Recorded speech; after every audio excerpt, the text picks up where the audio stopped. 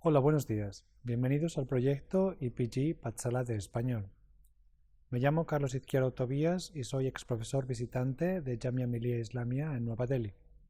Ahora nos encontramos en el módulo 10 del paper Introducción al cine español sobre el gran realizador Luis García Berlanga. En este módulo nos adentramos en la vida y obra del gran director de cine español Luis García Berlanga, que nació en Valencia el 12 de junio de 1921 en una familia de terratenientes de Camprorobles, provincia de Valencia. Después de la Guerra Civil, el realizador se unió, a pesar de sus convicciones anarquistas, a la División Azul, una unidad militar para combatir a la Unión Soviética durante la Segunda Guerra Mundial, en un intento por evitar represalias, ya que su padre había sido gobernador civil en Valencia durante la República.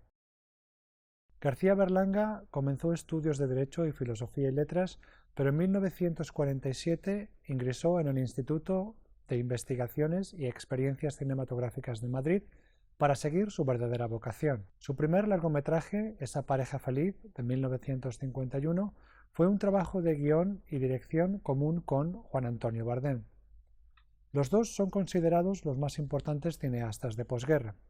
Con convicciones políticas de izquierdas, García Berlanga y Bardem tomaron como referencia el cine neorrealista italiano y lo adaptaron a la realidad española. El cine de Bardem se haría luego más abstracto, siguiendo pautas marcadas por el cine del italiano Michelangelo Antonioni. Otro de los colaboradores de García Berlanga es el guionista Rafael Azcona, con el que escribiría títulos tales como Plácido, El verdugo o La escopeta nacional. Plácido fue nominada para el Oscar a la mejor película de habla no inglesa. García Berlanga obtuvo galardones en los festivales más importantes del mundo como Cannes, Venecia y Berlín. El cine de Berlanga es un cine lleno de ironía que satiriza a la España franquista con gran habilidad para burlar la censura. Se ha dicho que con el advenimiento de la democracia sus filmes perdieron la fuerza motriz que los impulsaba, pero hay todavía mucho del Berlanga corrosivo y mordaz de sus primeras décadas. Una de las constantes del cine de Berlanga es su predilección por personajes que quieren mejorar su situación social y económica, pero que al final de varias tribulaciones terminan igual o peor. Como hemos mencionado más arriba, Berlanga codirigió Esa pareja feliz, 1951, con Juan Antonio Bardem. Una interesante crítica del consumismo que empezaba a hacerse sentir en España en los años 50, el filme nos habla del matrimonio compuesto por Juan Fernando Fernán Gómez, que trabaja en La Tramoya en unos estudios de cine, y Carmen Elvira Quintilla, una costurera soñadora que se refugia en el cine, la radio y las revistas del corazón. Sus vidas mediocres y llenas de carencias parecen cambiar cuando son elegidos como la pareja feliz, por la marca de jabones Florid. Por un día llevarán la vida de lujo de un matrimonio burgués acomodado, pero a Juan no les sienta bien ser el centro de atención y terminarán en comisaría. El filme recibió el premio Jimeno Revelación a la mejor dirección Nobel del Círculo de Escritores Cinematográficos y una mención de honor en los terceros encuentros internacionales de cine para la juventud en Cannes en 1952. El segundo largometraje del realizador valenciano, esta vez en solitario frente a la dirección, se rueda con el guión de Luis García Berlanga, Juan Antonio Bardem y Miguel Miura, escritor de teatro cómico. Se trata de Bienvenido Mr. Marshall, de 1953, considerada una de las obras maestras de la cinematografía española. El filme narra con gran sentido del humor cómo un pueblo de Castilla se hace andaluz para recibir a un comité norteamericano del Plan Marshall. Este plan era un proyecto del gobierno estadounidense para ayudar a la castigada Europa a recuperarse de los efectos de la Segunda Guerra Mundial. Los habitantes del pueblo deducen que si es la imagen de Andalucía la que acapara la imagen de España en el extranjero, entonces ellos no pueden defraudar a los americanos y han de revestir las fachadas de las casas, crear calles nuevas como si de un decorado cinematográfico se tratara y disfrazarse con los atuendos del sur de España. La película burla a la censura, quizá, dicen algunos, por sus comentarios despectivos a los americanos e incluso a los nativos americanos, algo que pudo haber gustado a los censores o porque simplemente estos no supieron apreciar su carga crítica. La película recibió el premio a la mejor película de humor y mención especial para el guión en el Festival de Cannes. No recibió, sin embargo, en Cannes el precio del jurado por el voto en contra del actor estadounidense Edward G. Robinson, que consideró el film antiamericano. En Novio a la vista, de 1954, Loli, una joven de la España de 1918, viaja con su madre a la playa de Lindamar. Allí, donde veranean familias acomodadas, espera la madre encontrar un pretendiente de cierto nivel para su hija. En Lindamar también está Enrique, un estudiante con asignaturas pendientes al que Loli ama. Cuando la madre se empeña en que Federico, un ingeniero de clase alta, ha de ser el marido de su hija, los amigos de Loli, entre ellos Enrique, se rebelan contra los adultos y secuestran a la joven, por supuesto con su consentimiento. Instalados en una loma, se defienden de sus familias con piñas y piedras. Al final del verano todo cambia.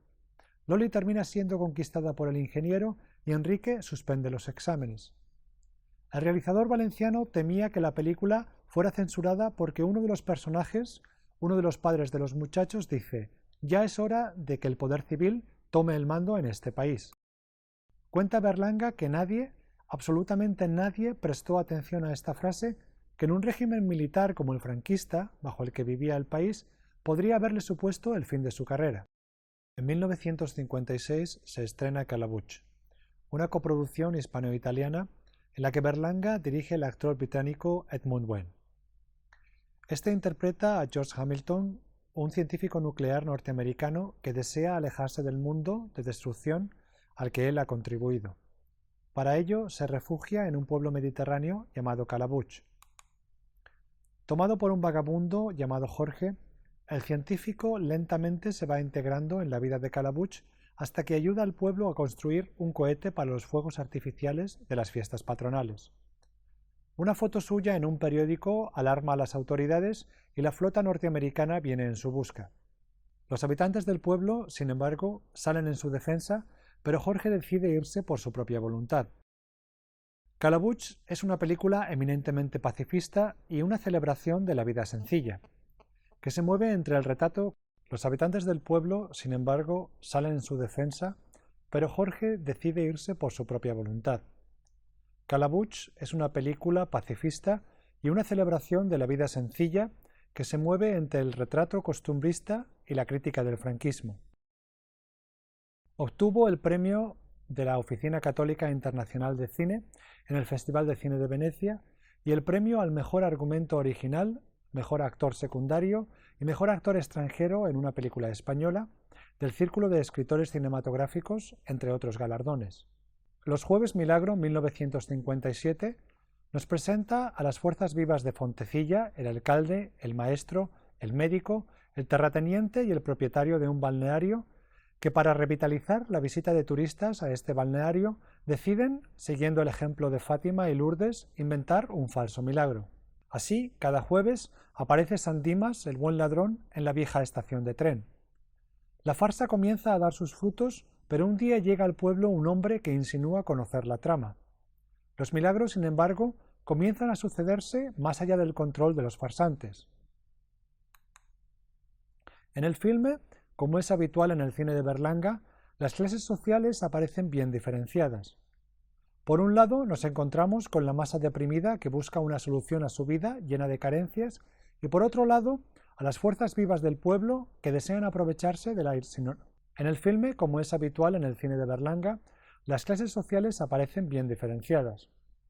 Por un lado, nos encontramos con la masa deprimida que busca una solución a su vida llena de carencias, y por otro, a las fuerzas vivas del pueblo que desean aprovecharse de la ignorancia de los otros. El filme concluye el ternurismo de Berlanga, cuyo cine se volverá más mordaz. El filme fue un fracaso de taquilla quizá por la terrible mutilación que sufrió por parte de la censura.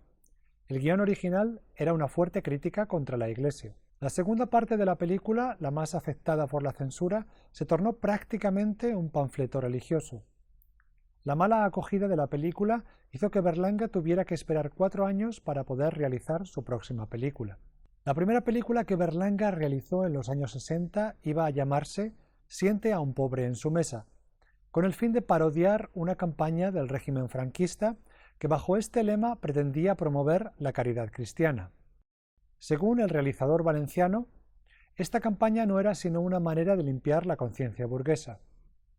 Como es de suponer, los censores no le permitieron usar semejante título y Berlanga llamó a su película Plácido, que se estrenó en 1961.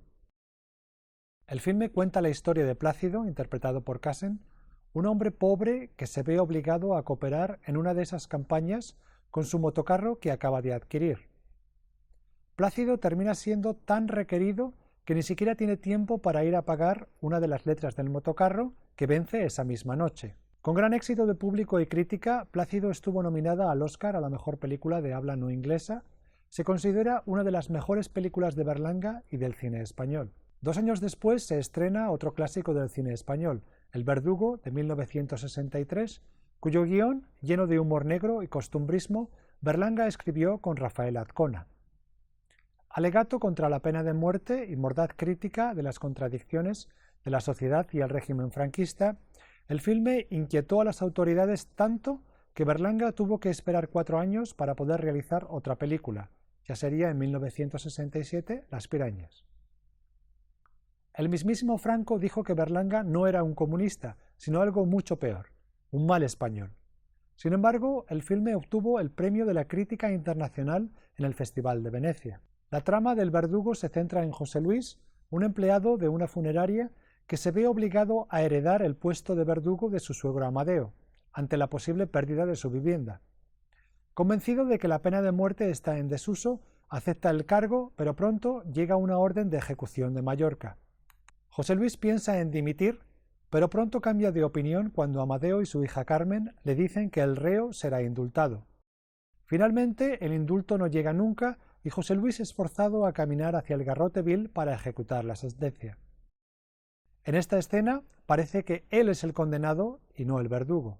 La trilogía formada por La Escopeta Nacional, 1978, Patrimonio Nacional, 1981 y Nacional 3, 1982, escritas por el dúo Berlanga-Azcona, se ha considerado una crónica de la transición.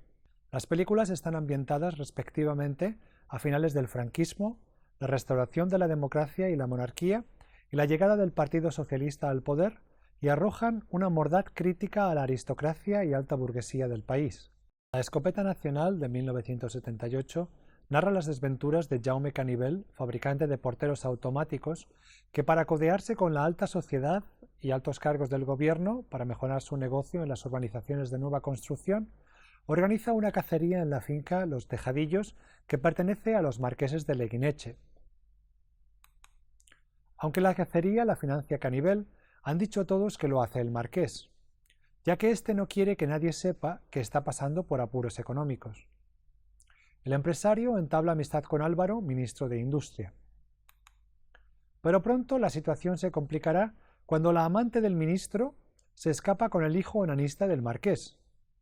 Canivel intentará ser una figura conciliadora y para eso tendrá que pasar por una serie de experiencias humillantes. Cuando parece que todo se ha arreglado y el empresario va a lograr su objetivo, el ministro es destituido en un cambio de gobierno. La cacería es, según Berlanga, un símbolo de la corrupción y amiguismo de la época franquista, situación que desgraciadamente sobrevive cuando llega la democracia. La película fue un éxito rotundo. En Patrimonio Nacional de 1981, la historia comienza en la primavera de 1977. Los Leguineche deciden regresar a Madrid e instalarse en un antiguo palacio de su propiedad. El propósito es acercarse al círculo aristocrático próximo al monarca español y reanudar así la vida cortesana de antaño. Sin embargo, el marqués ha de enfrentarse a un problema. Su esposa Eugenia, una acérrima franquista que vive allí y no es partidaria de la presencia de otros miembros de su familia. El marqués intenta incapacitarla, pero pronto todos se vuelven problemas. Hacienda le reclama el pago de las declaraciones de la renta de los últimos 40 años. Su hijo, Luis José, es detenido por intentar sobornar a un funcionario. Al final de la historia, el marqués acepta que su idea de la nobleza ya no encuentra sitio en la Nueva España y transforma el palacio en un museo. La película se rodó en el Palacio de Linares, en Madrid, que en aquellos tiempos exhibía el aspecto decadente que la película exigía como decorado para los anacrónicos deseos del marqués. Tuvo un gran éxito de público y fue nominada a la Palma de Oro en el Festival Internacional de Cine de Cannes. Nacional 3, 1982, continúa las disparatadas peripecias de la familia Leguineche, cuyo objetivo es esta vez sacar su dinero del país tras el golpe de Estado del 23F y ante el eminente triunfo electoral de los socialistas. Para ello, terminan escayolando a Luis José para que transporte el dinero y las joyas bajo la escayola y se mezclan con los peregrinos que van a Lourdes. Consiguen llegar a Biarritz, pero cuando los socialistas franceses logran la victoria en las elecciones, deciden mudarse a Miami.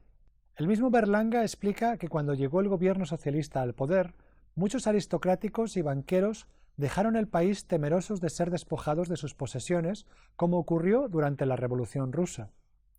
Este temor infundado es el motor que mueve la historia y continúa una fiera crítica de los antiguos estamentos privilegiados del país. También con Rafael Azcona, Berlanga escribió La vaquilla en 1985 y Moros y cristianos en 1987. La vaquilla, 1985, para muchos la última gran obra del realizador valenciano, nos traslada a la Guerra Civil Española. El guión, cuya primera versión data de 1948, aunque el guión como tal data de 1956, tuvo que esperar 30 años para ser rodado, ya que la censura no permitía una película. El guión, cuya primera versión data de 1948, aunque el guión como tal data de 1956, tuvo que esperar 30 años para ser rodado, ya que la censura no permitía una película que ridiculizara a los militares. La trama es como sigue. Los nacionales, en un área del frente de Aragón, anuncian una novillada durante las fiestas patronales del pueblo. El bando republicano decide boicotear el evento robando la vaquilla. Para ello, envía a 3 soldados, un ex seminarista católico, un torero llamado Limeño y un habitante del pueblo, Mariano, y el teniente Brosetas. Los 4 se verán envueltos en situaciones disparatadas antes de poder cruzar de nuevo las líneas de fuego. El presupuesto de la película, 300 millones de pesetas, la convirtió en la más cara de la historia del cine español hasta la fecha. Algunos sectores acusaron al director de frivolizar la guerra, pero él asegura que su intención era mostrar el absurdo de la misma y cómo muchos habían terminado en un bando u otro por casualidad, simplemente porque durante los años de la contienda se encontraban en un territorio determinado y no por sus convicciones políticas.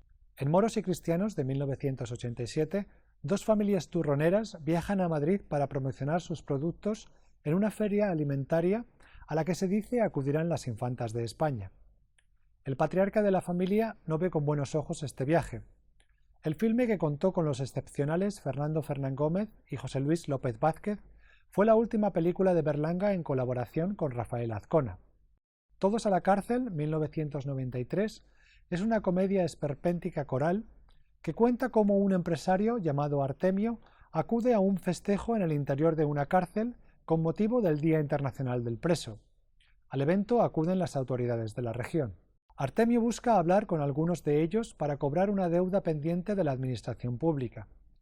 Al mismo tiempo, uno de los reclusos, un influente banquero italiano, planea fugarse con la ayuda del director de la prisión y uno de los banqueros que ha asistido al acto. El filme, que Berlanga escribió con su hijo Jorge, es una sátira de las instituciones afectadas por la corrupción. Destaca la puesta en escena con encuadres repletos de personajes fuera de control, en situaciones cómicas y desesperadas recogidas en largos planos secuencia.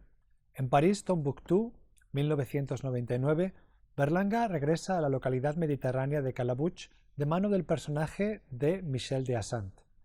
Se trata de un cirujano plástico francés que quiere suicidarse, se arrepiente y decide subirse a una bicicleta y peregrinar hasta Tombuctú. Sufre un accidente a la altura de Calabuch, en la costa levantina, y allí 2 hermanas lo alojan en su casa.